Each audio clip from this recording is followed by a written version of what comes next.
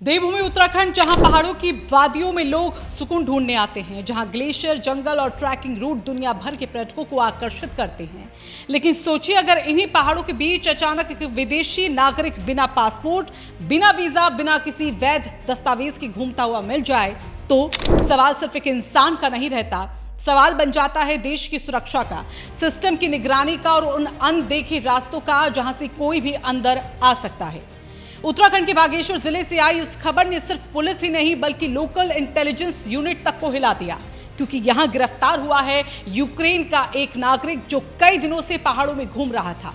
घायल हालत में मिला, लेकिन जब उससे पहचान मांगी गई तो उसके पास ना पासपोर्ट था, ना कोई वीजा और ना ही कोई वैध कागजात। अब सवाल यहां पर उठ रहे हैं, आखिर ये शख्स भारत में आया कैसे? अगर आया तो उसके दस्तावेज कहां गए?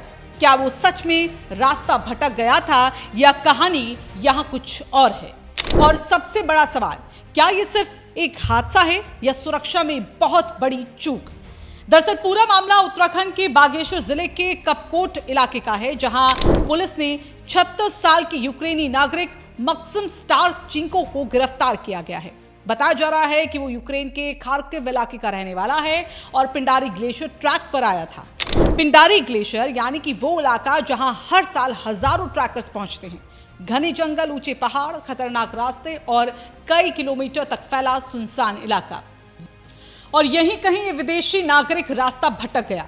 बताया जा रहा है कि वो डोला गांव से पैदल ऋषिकेश की ओर जाने की कोशिश कर रहा था, लेकिन पहाड़ों के रास्ते कोई शहर की सड़क नहीं होते। एक गलत मोड़ और एक इंसान कई किलोमीटर दूर जंगलों में भटक सकता है। और इसी दौरान वो घायल हो गया। उसके हाथ पैर और शरीर पर गंभीर चोटें आईं। 24 मई को डोला गांव के ग्रामीणों ने उसे घायल हालत में देखा। गांव वालों को शक हुआ क्योंकि शख्स विदेशी था, घायल था और हालत बेहद खराब थी। तुरंत पुलिस को इसकी जानकारी दी गई। कपकोट पुलिस मौके पर पहुंची, उसे सामुदायिक स्वास्थ्य केंद्र ले जाया गया, फिर जिला अस्पताल रेफर कर दिया गया। कुछ दिनों तक इलाज चलता रहा और जब हालत सुधरी तब शुरू हुई असली जांच।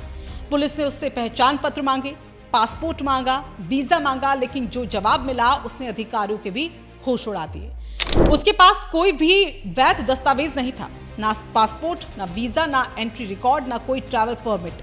अब जरा सोचिए, एक विदेशी नागरिक भारत की संवेदनशील पहाड़ी इलाकों में घूम रहा था, कई गांवों से होकर गुजरा, जंगलों में भटका, लेकिन किसी सिस्टम को इसकी भनक तक नहीं लगी।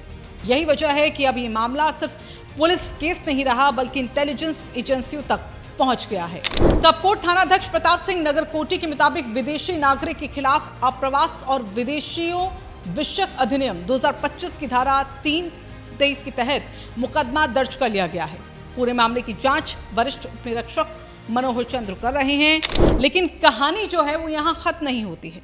अब जांच इस बात की भी हो रही है कि आखिर वो भारत में दाखिल कैसे हुआ? क्या उसके दस्तावेज कहीं खो गए हैं या किसी ने उसकी जो मदद की, क्या वो इस पे अकेला था या किसी नेटवर्क से जुड़ा हुआ है? क्योंकि जो सवाल है वो सिर्फ एक इंसान का नहीं है, बल्कि सवाल देश की सीमाओं और उसकी सुरक्षा व्यवस्था का भी है। आपको याद होगा, पिछले कुछ सालों में उत्तराखंड के कई संवेदनशील इलाकों में विदेशी नागरिकों की जो गतिविधियां हैं उनको लेकर सवाल उठते रहे हैं। कभी बिना परमिशन ट्रैकिंग को लेकर, कभी बॉर्डर क्षेत्रों में संदिग्ध गतिविधियों को लेकर, तो कभी फर्जी पहचान के मामले। और अब यूक्रेन जैसे युद्धग्रस्त देश का नागरिक बिना दस्तावेजों के पहाड़ों में घूमता मिला। ऐसे में शक और गहराना लाजमी है। हालांकि अभी तक पुलिस को उसके खिलाफ किसी बड़ी साजिश के सबूत नहीं मिले, लेकिन जांच एजेंसियां हर एंगल से मामले को खंगाल रही है, क्योंकि पहाड़ों के ये रास्ते सिर्फ ट्रैकिंग रूट नहीं हैं, इनमें कई ऐसे इलाके भी हैं जो रणनीतिक रूप से बेहद संवेदनशील भी माने जाते हैं। और अगर कोई विदेशी नागरिक बिना रिकॉर्ड के वहां तक पहुंच जाए तो सवाल उठना वहां पर स्वाभाविक है। सोचिए, अगर गांव वालों ने उसे घायल हालत में न देखा होता, अगर पुलिस तक इसकी जानकारी न पहुंची होती, तो शायद किसी को पता भी नहीं चलता कि एक विदेशी नागरिक कई दिनों से इन पहाड़ों में घूम रहा है। अब देखना होगा कि जांच में आगे इसको लेकर क्या निकलकर चीजें सामने आती है। क्या ये सिर्फ एक ट्रैकर था या जो रास्ता भटक गया, या कहानी के पीछे कोई और ही राज छिपा है? फिलहाल पुलिस उससे लगातार पूछताछ कर रही है और इंटेलिजेंस एजेंसियां उसके भारत आने से लेकर पहाड़ों तक पहुंचने की पूरी कड़ी को जोड़ने में जुटी है।